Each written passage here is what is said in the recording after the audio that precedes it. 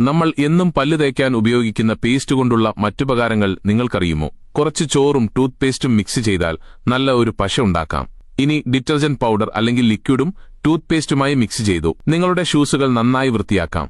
കുറച്ച് പേസ്റ്റും ബിയറും ഉപയോഗിച്ചാൽ മഞ്ഞക്കറകൾ പെട്ടെന്ന് കളയാൻ പറ്റും. നിങ്ങളുടെ വെള്ളക്കുപ്പായം നിറം മങ്ങിയിട്ടുണ്ടെങ്കിൽ ഇതുപോലെ കുറച്ചധികം പേസ്റ്റും ഒരു പിടി ഉപ്പും കുറച്ച് ഡിറ്റർജന്റ് പൗഡറും മിക്സ് ചെയ്തു ചെറു ചൂടുള്ള വെള്ളത്തിൽ 10 മിനിറ്റ് കുതിർത്തി വയ്ക്കുക. ശേഷം ഉരച്ചു കഴുകുക. കുപ്പായം വെട്ടിത്തിളങ്ങും. പാത്രം കഴുകുന്ന സോപ്പും കുറച്ച് ടൂത്ത് പേസ്റ്റും മിക്സ് ചെയ്തു കണ്ണാടിയും ഗ്ലാസ് പോലുള്ളതും നന്നായി വൃത്തിയാക്കാം.